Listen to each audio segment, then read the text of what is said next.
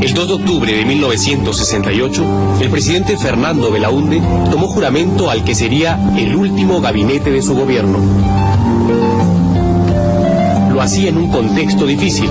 Hacía varias semanas que los rumores de golpe inundaban Lima.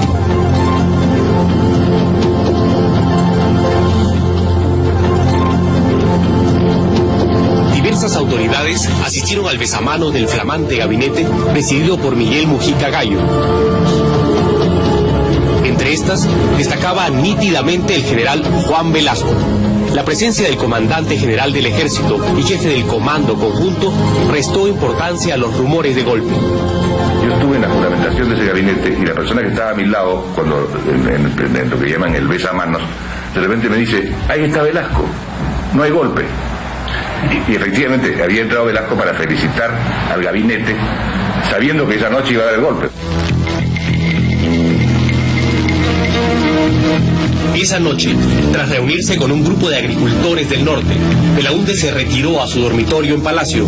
Se encontraba allí de visita a su hija Carito, que vivía en México.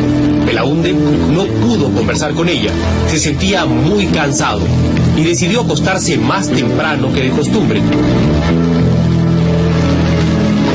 Su hija se quedó leyendo en la habitación contigua y hacia las 2 de la madrugada sintió ruidos extraños. Algo raro sucedía. Despertó a Belaúnde y le advirtió de la presencia de tanques en la plaza de armas. El arquitecto se vistió rápidamente. Intentaba comunicarse con sus ministros militares cuando sintió pasos en el techo, seguidos de los primeros disparos de la noche. De pronto, un grupo de militares armados de metralletas irrumpió en su dormitorio. Belaúnde fue sacado en vilo de Palacio por un grupo de oficiales comandados por los coroneles Enrique Gallegos Venero y Rafael Hoyos Rubio. Mientras tanto, el general Velasco coordinaba las acciones desde la Escuela Militar de Chorrillos. La noche del 2 al 3 de octubre recibí una llamada del general Montañi a la 1:30 de la mañana, en que me indicó la actitud que ellos habían tomado. Me dijo pues que la Fuerza Armada se había rebelado y que lo habían ya destituido al presidente Belaúnde. Que ¿cuál es su opinión? Me dijo. De acuerdo, le dije. Entonces me dijo: fíjese, entonces véngase aquí al CIM, al Centro de Instrucción Militar del Perú. Cuando llegué al CIM, el general Velasco ya me abrazó, me dijo: ¿cómo estás? Bueno, me dijo: ¿qué te parece esto? Muy bien, le dije, pues era lo que el país esperaba, porque efectivamente la cosa estaba muy mal. La madrugada del 3 de octubre, mientras nuevos contingentes se sumaban a la rebelión en Chorrillos, Belaúnde fue conducido al aeropuerto Jorge Chávez y embarcado en un avión de aerolíneas peruanas. Fuertemente custodiado, el avión partió a primera hora rumbo a la Argentina, donde Belaúnde inició un largo destierro. Seguramente se han movido ambiciones para detener el régimen constitucional que presido. No puedo decir más, porque me lo impide una elemental cortesía para con la Argentina y para con su gobierno. Palacio amaneció bajo la protección de blindados y paracaidistas. En las principales calles y plazas de la ciudad, la Guardia de Asalto formó pelotones que enfrentaron los escasos grupos, apristas en su mayoría, que salieron a protestar infructuosamente. Y algunas bases nuestras salieron a la calle, pero frente a los tanques la voz, el grito, la actitud es poco determinante, ¿no? De modo que también salieron algunos jóvenes de otros sectores, pero a las 48 horas el hecho estaba consumado. Hacia el mediodía, un comunicado informó al público que el general Velasco encabezaba la Junta Revolucionaria, integrada además por los comandantes generales de la Marina y Aviación. Se trataba de un golpe institucional. Velasco llegó a Palacio a las 5 de la tarde a bordo de un helicóptero y 2 horas más tarde juraba como nuevo jefe de Estado. El país ignoraba que bajo las banderas del nacionalismo se iniciaba una dictadura que cambiaría el rostro del Perú, iría en contra de las libertades del individuo y nos llevaría por el errado sendero del estatismo, que tanto le ha costado al Perú.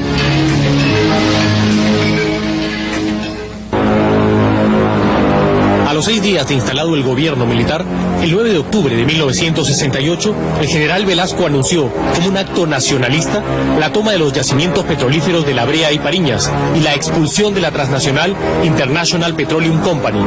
Fue el primer signo, la primera expropiación de las muchas expropiaciones que en los años siguientes expectaría el país.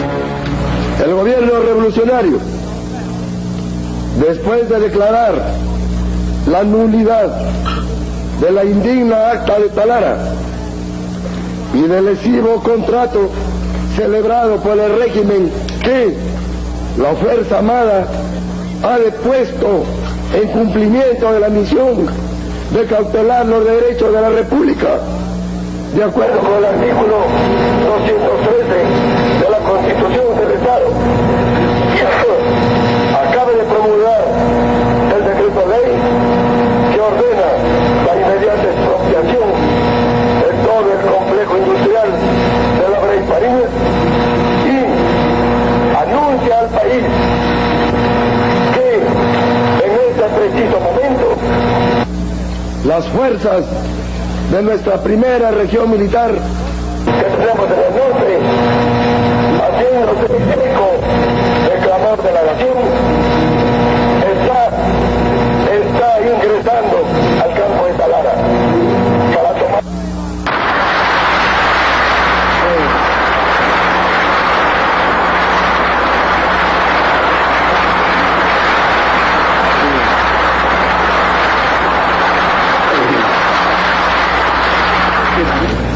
Está ingresando al campo de Talara para tomar posesión de todo el complejo industrial que incluye la refinería. Y con la más alta emoción patriótica hace flamear el emblema nacional como expresión de nuestra indiscutida soberanía. El problema del petróleo y el famoso escándalo de la página 11 fueron el combustible para el golpe de Velasco, pero no fueron las razones de fondo. La ruptura del orden democrático se debió a la crisis del gobierno que encabezaba el arquitecto Fernando Belaúnde. Sin mayoría en el Parlamento, dominado por la oposición del APRA y la Unión Odrioísta, que censuró docenas de ministros, Belaúnde fue incapaz de solucionar los conflictos. Promesas electorales nunca cumplidas, aparición de focos guerrilleros y una traumática devaluación que hizo saltar abruptamente al dólar de 28 a 40 soles fueron creando el ambiente para más de una conspiración contra la democracia.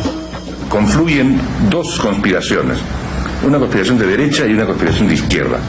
La derecha que protestaba básicamente por los impuestos, la gran reforma impositiva que había hecho Manuel Ulloa desde el Ministerio de Economía, que entonces se llamaba Ministerio de Hacienda, y la izquierda porque decía que Belaúnde no había cumplido con las promesas que había hecho de grandes reformas, y en el fondo los dos lo que tenían era temor a la victoria del APRA, que se anunciaba prácticamente para las elecciones que iban a tener lugar 9 meses después. Los conspiradores de derecha estaban encabezados por el general Julio Doig Sánchez. Este proceso se inicia con una conspiración que es más una conspiración de derecha contra el gobierno del presidente Belaúnde, conspiración cuyo representante más conspicuo del ejército era el entonces general Julio Doig Sánchez, que era el comandante general del ejército. Y esta conspiración o estas reuniones conspirativas se llevan a cabo en el yate del señor Mariano Prado, a donde van concurriendo una serie de personajes y donde al final también concurre el general Velasco. El general Doig fue cesado por el presidente Belaúnde y el camino de Velasco quedó abierto. Asumió la comandancia general del ejército y organizó un compacto grupo de 4 coroneles con los que inició la captura del poder. Su sublevación y la Fuerza Armada tiene que hacer 4, 5, 6, y ahí el círculo cerrado, porque apenas se divulga esto, se descubre. Vestidos de civil, los coroneles Rafael Hoyos Rubio, Enrique Gallegos Venero, Leonidas Rodríguez Figueroa y Jorge Fernández Maldonado se reunían en una discreta oficina del edificio Marzano en Miraflores.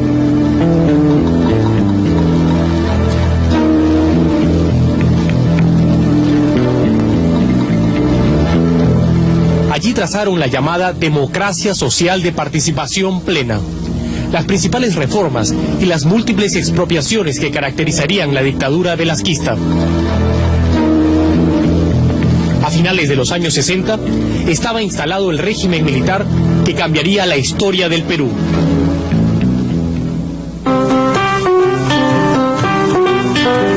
Los padres, Juan Manuel Velasco Gallo y Clara Luz Alvarado Ceballos.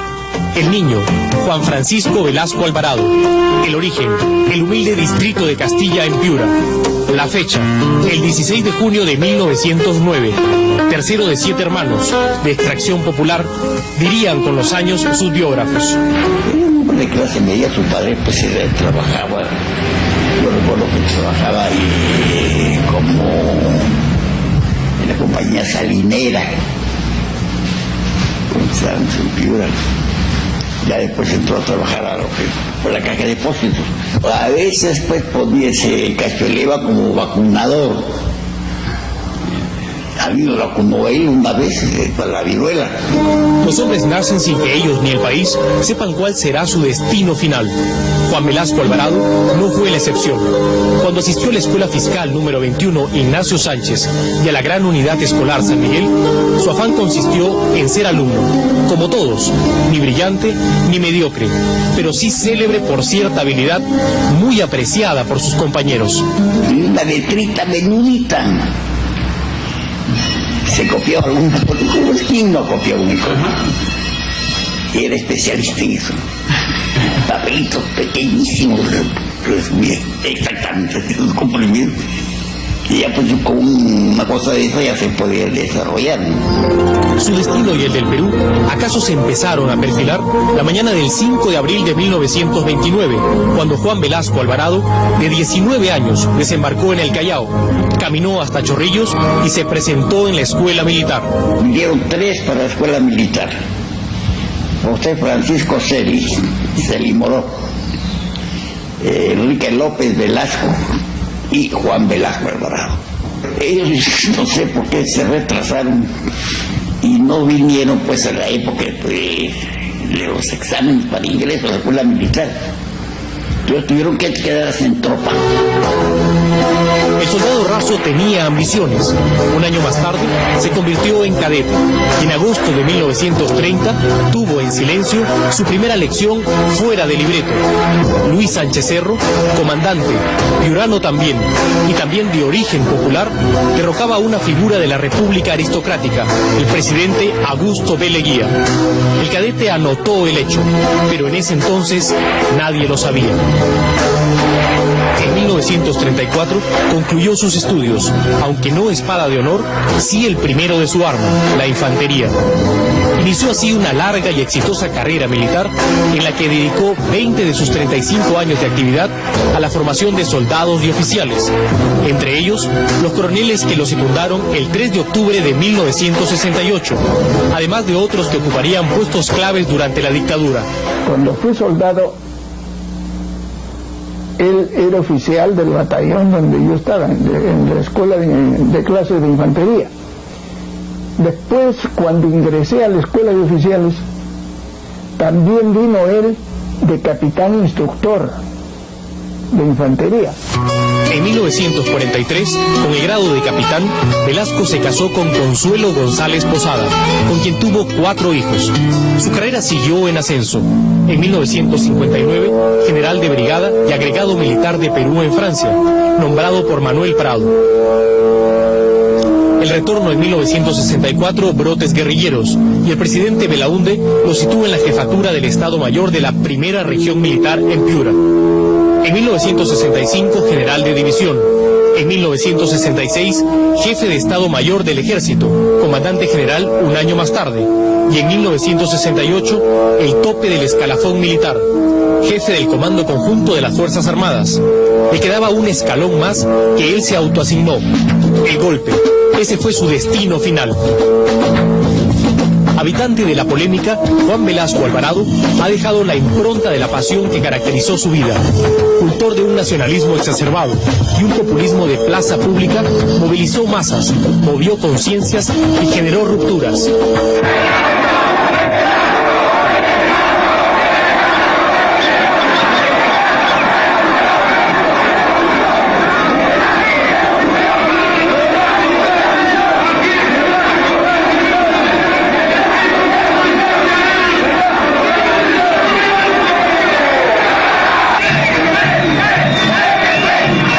Que hizo vibrar a amplios sectores de la sociedad peruana. Es verdad que modificó al Perú tradicional, pero también es verdad, en el implacable juicio de la historia, que su tiempo fue el tiempo de los discursos, de los despojos y sueños revolucionarios cuyos excesos todavía afectan al Perú.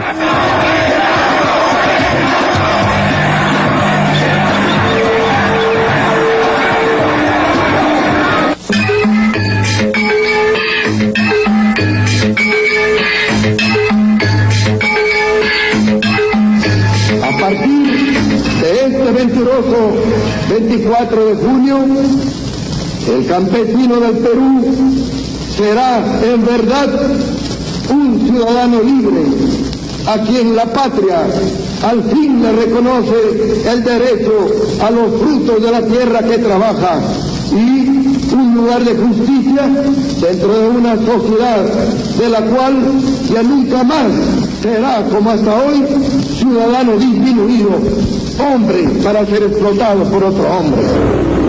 La revolución, lo revolucionario, las reformas estructurales, el discurso de ese tiempo, las palabras de la época, la revolución y todas las cosas que se hicieron en su nombre.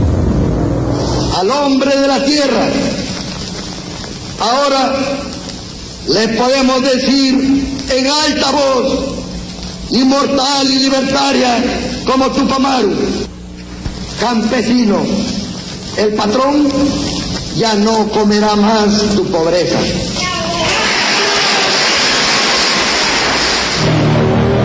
Con un estilo de agitación antes que de conducción del país, el régimen militar se afilió a un discurso socialista.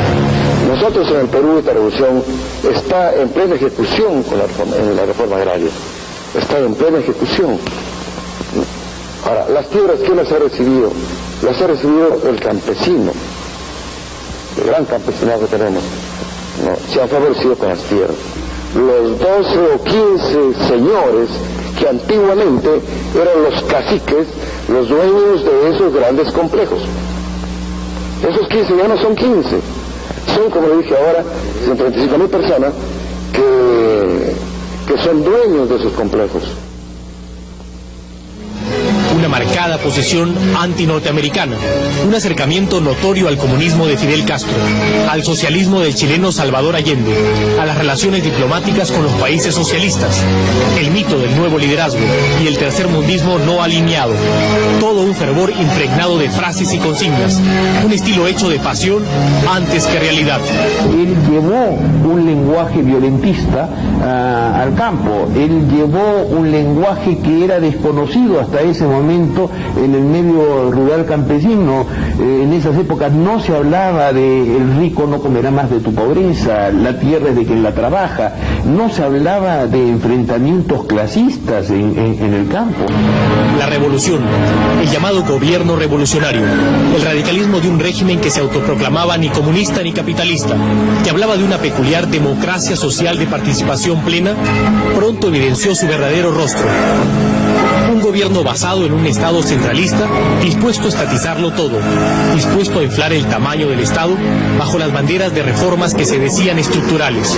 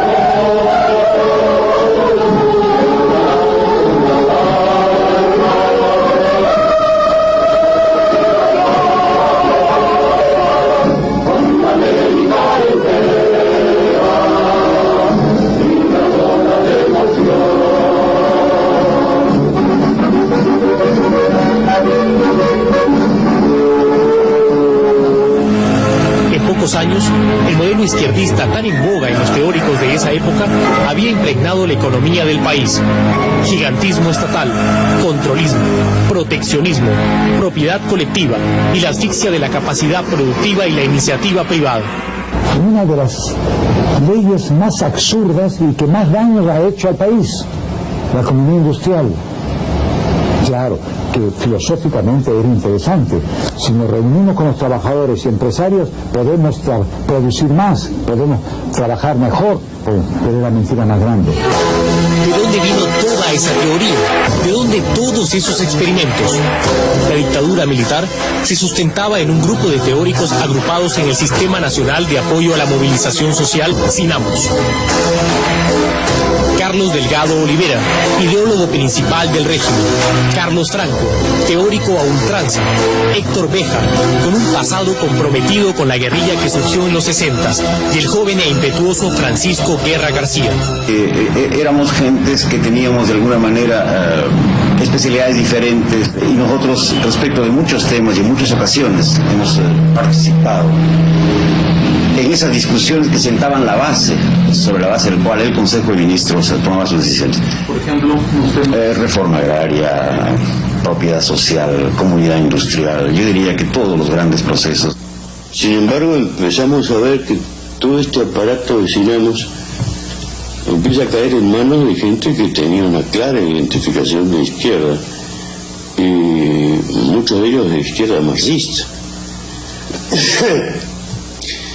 Yo creo que el aparato creado rebasa al sistema que se había ideado y rebasa la conducción de los jefes del sistema. Toda la retórica y todas las reformas promovidas por el SINAMOS se debatían en el poderoso Comité de Asesoramiento de la Presidencia, el COAP. Llegaba al COAP, desarrollaba mi trabajo despachando todos los decretos leyes, proyectos de decretos leyes, proyectos de resoluciones supremas que llegaban ahí y que tenían que ser aprobadas por el Consejo de Ministros. Y estuve dentro de los equipos de los coroneles de que disponía. Así, de capilla en capilla, en entornos secretos y ajenos a la opinión pública, se iba decidiendo el destino del Perú. La dictadura militar era también autoritaria e impermeable a la crítica, y su lado más oscuro asomó con la apropiación y despojo de los medios de comunicación. 4 de marzo de 1970, el régimen militar captura el diario Expreso. En horas de la mañana, un contingente militar ingresa a las instalaciones y Expreso es entregado a los llamados mastines de la dictadura. 9 de noviembre de 1971, apenas un año después, el siguiente abuso de la dictadura militar, empeñada en silenciar toda crítica, tuvo como víctimas a las estaciones de televisión, que fueron expropiadas en base a la prepotente ley de telecomunicaciones. En ese tiempo, el país expectaba por parcelas lo que ocurría. Casi nadie protestó. Apenas un breve editorial de El Comercio fue el único reclamo. El silencio complaciente de los demás medios no los libró. En 1974 les llegó el turno. Fueron confiscados todos los diarios. La libertad de expresión había sido liquidada. La intolerancia estaba instaurada. Deportaciones, clausuras, expropiaciones. Toda opinión era combatida y todo desacuerdo se solucionaba por la fuerza. Y bueno, yo empecé a hacer algunos análisis de la economía peruana y esto irritó enormemente al gobierno de Velasco. Y entonces un buen día salió un decreto diciendo, en vista de que el señor Dornelas escribe artículos contrarios al proceso peruano, ¿de cuántos? Declárase: 1, traidor a la patria; 2, prívese de la nacionalidad peruana; y 3, prohíbese el retorno al país. Los militares habían soñado con la revolución, pero nunca le habían pedido permiso al país. Y cuando la terca y cruda realidad mostraba todas las imperfecciones, ellos silenciaban toda voz. La revolución nunca trajo lo que ofreció, y en esos años se iniciaba su final. Un final largo, como los discursos de ese tiempo. La La noche del 22 de febrero de 1973, la historia para Juan Velasco Alvarado empezó a cambiar. Un agudo dolor lumbar y un diagnóstico que no se hallaba obligó a su internamiento en el hospital militar. En la mesa de operaciones, el general sufrió una hemorragia de tal magnitud que fue necesaria una transfusión de 17 litros de sangre, 3 veces más de lo que contiene un ser humano. El hombre más temido del país se moría. En la sala de operaciones, cuando llegué, me encontré con un espectáculo que era realmente de temerle. Estaba llena de gente. El suelo era todo un gran charco de sangre, con que el paciente estaba sin presión arterial, presión en 0. Saqué las gasas y se vino un chorro fuerte de sangre. Entonces pensé de inmediato, porque yo soy especialista, en la posibilidad de un aneurisma roto. Efectivamente, metí mi mano izquierda y con la mano izquierda cerré la aorta por encima del aneurisma. La sangre disminuyó enormemente. Reemplazamos el pedazo de aorta donde estaba el aneurisma con un injerto de dacrón de 16 milímetros de diámetro y con una longitud que sería más o menos unos quizás 12 o 14 centímetros. Esa misma noche, el control del cirujano mostró un nuevo problema. Velasco no tenía pulso en el pie derecho. La conclusión asomó: había que amputarle la pierna. Se opusieron los médicos cubanos que había enviado Fidel Castro. Habían venido como 15 médicos de Cuba y como 10 enfermeras. Habían venido por lo menos 25 personas de Cuba mandadas por Fidel Castro, el jefe del grupo médico, que es un cirujano vascular y que además es un hombre muy adicto a su dictador, ¿no? A su caudillo, no sé cómo lo llama a Fidel. Entonces tuvimos un poco de discusión porque él me dijo: yo no le cortaría la pierna a Fidel Castro. Yo le dije: pues yo creo que al presidente o se le corta la pierna o se muere. Finalmente, la decisión quedó en manos del propio Velasco. El anestesista lo despertó y cuando yo ya noté que estaba completamente consciente, le dije: mi general, tenemos un problema. Él muy consciente me dijo: sí, la pierna, me dijo. Así es, le dije. Esa pierna que lo está maltratando a usted, hay que cortarla. Entonces me dijo: si no se corta, va a perder usted la vida. Necesitamos su autorización para poderla cortar. No se puede amputar a nadie sin autorización del dueño de su pierna. Entonces me miró y me dijo: córtenla. Velasco salvó la vida, pero desde esa noche empezó a perder el poder. Limitadas sus capacidades físicas, se limitó su capacidad de acción. Luego de esta recuperación él reasume su cargo, pero entonces tiene que cumplir todas las mañanas, hacer ejercicios, le ponen una pierna ortopédica, tiene que aprender a caminar de nuevo. Esto es sumamente doloroso para él, pero continúa su jornada hasta las 5 de la tarde. A las 5 de la tarde ya él se retiraba. El régimen también estaba enfermo. Incubaba desde sus inicios una crisis económica que se intentaba soslayar, aun cuando ya era evidente. 5 de febrero de 1975, el preludio del final del velasquismo. La noche anterior, la policía se había declarado en huelga y un nutrido grupo de efectivos se atrincheró en el cuartel de radiopatrulla. El ejército no dialogó, simplemente disparó. Al día siguiente, ningún policía salió a las calles. La ciudad desguarnecida se envolvió en una violenta jornada de disturbios y saqueos.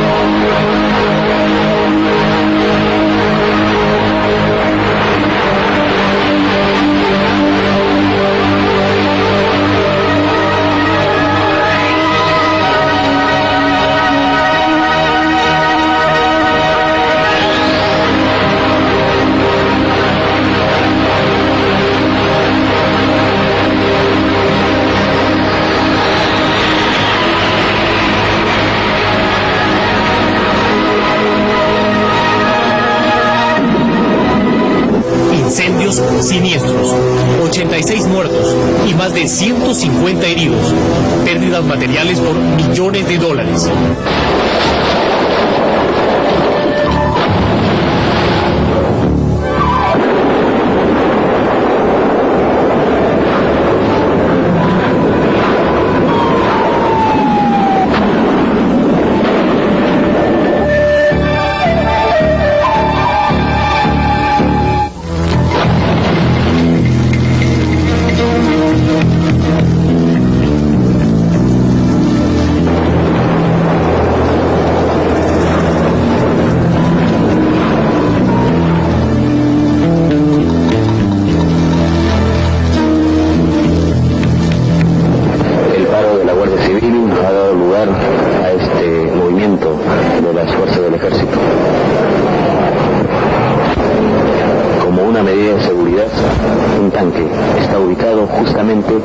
En la Plaza Pizarro, a un costado del Palacio de Gobierno.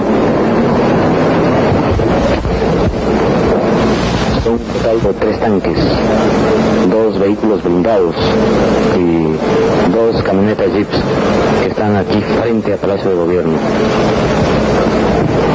Es una medida de seguridad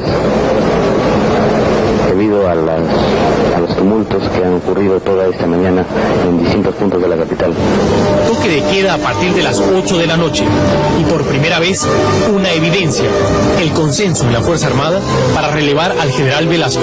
Solo faltaban las respuestas para 2 preguntas: ¿quién y cómo debía ocupar ese lugar?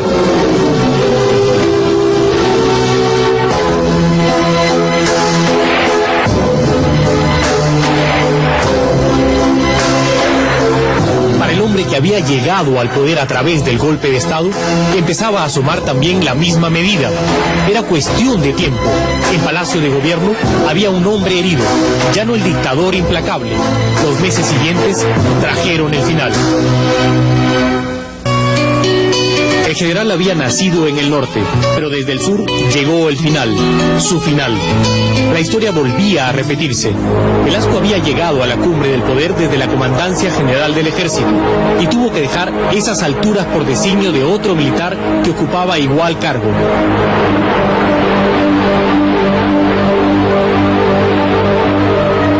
El 29 de agosto de 1975, en la ciudad de Tacna, el general Francisco Morales Bermúdez, comandante general del Ejército, anunció un relevo institucional.